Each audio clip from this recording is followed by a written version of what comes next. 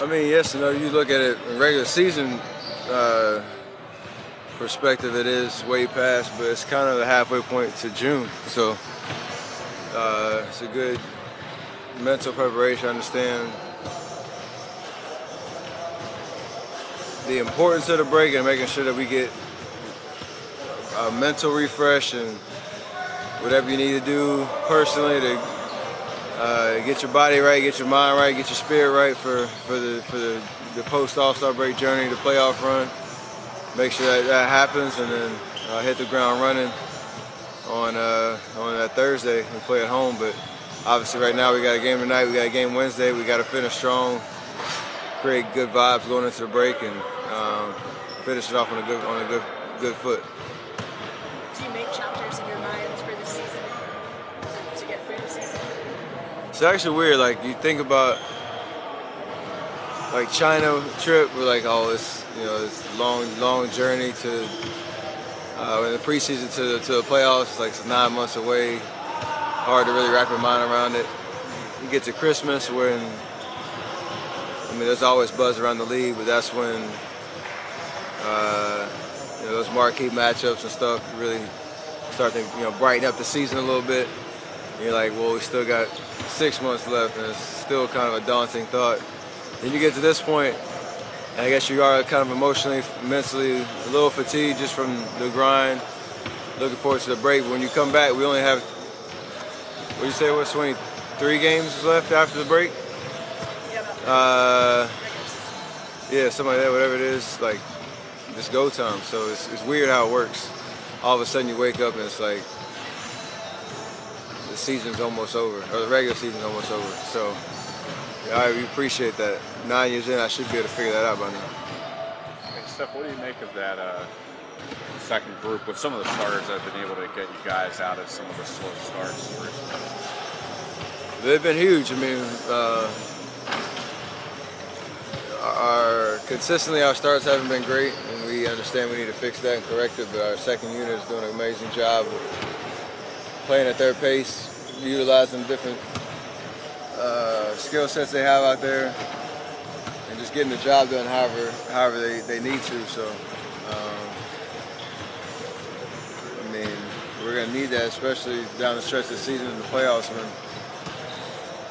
you can rely on their presence to either get you back in the game or maintain or extend leads and all that kind of stuff.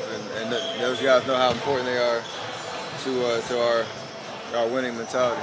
How do you guys? What do you attribute those slow starts to? What do you think A lot of it's us, just I guess execution, especially on the defensive end. We know the game plan. We know we need to have intensity or whatnot. I also want to attribute a lot of it to we get everybody's best punch, and like I said, we always throw out like last 5 game stats for any player coming in to play us, because they usually have another switch, another level to get to, and it seems like they're saving it for us. So it's always a good challenge knowing. We always say you can't just show up and win, and I think our slow starts are something we need to fix going into the playoffs. Steph, when you first met Draymond, did you ever think he'd develop into the type of superstar that he's developed into? I think he redefined what that meant. Like, if you said it from like his rookie year, like whether it showed up in the stat sheet or not, he always found a way to make winning plays and be in the right place at the right time. And you can't teach that stuff. That's just, do you have the ability to understand the game, make impactful plays consistently, and then on top of that, his game could evolve from a skill set standpoint, from a confidence standpoint, and that's when he make that jump where he's a 3-time running All-Star. So pretty crazy to think about his journey. What was it like for you to be along for that ride and just sort of see that evolution? Man, it's been great because we've won a lot of games, we've won championships,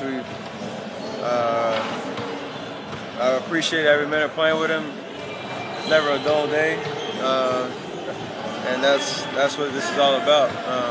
Just enjoying what you do and who you do it with. So I'm sure there's a lot more of his stories to be written, and I hope to be around to see it firsthand. Is there a sense of pride maybe when you see teams specifically like Cleveland and Houston making all these moves to try and catch up to you guys? What do you take from seeing that activity? Because you know what they're trying to do. Same thing we were trying to do 4 or 5 years ago. Put yourself in a position where a championship, however you feel like you can get it done. You know, we feel like we have the unit, obviously, to do that. That's why we didn't make any moves or whatnot. But I would assume most teams would keep throwing stuff in the pot, stirring it up, and seeing if they can make magic happen. And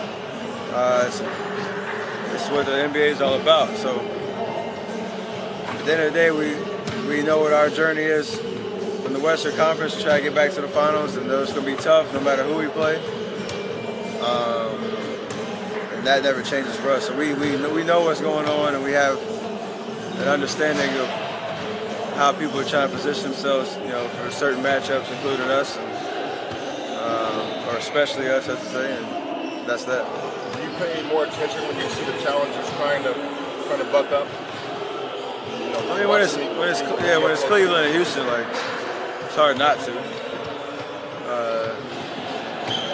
And especially when you're dealing with the names that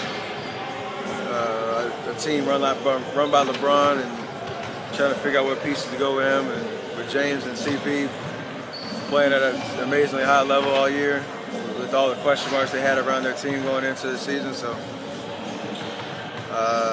the NBA is in a healthy state right now. This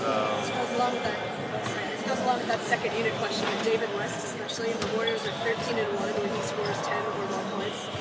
When he has a good game, when he is solid, when he has David West out there, do you enjoy watching that, and what is he bringing to the team in a quiet way? This might sound weird. I enjoy watching that dude do anything, like lift weights, get shots up, eat his breakfast in the breakfast room. Like, everything's just like intense, man. So yeah, I appreciate just his whole being is like, it's intensity. That's all it is. Like, he does everything strong. He does everything with purposeful. It's amazing to kind of be around a guy like that the switch is always on. And in the games when he's playing well and things are clicking, it's even better. And a question for you on that Brita commercial. Rudy did that song. Isn't your first name Gordon? It is. I'm on a unofficial first name basis with everybody else. So Stephen, a lot easier to, I guess the Stephen Curry is a lot easier to flow in a song than the other way.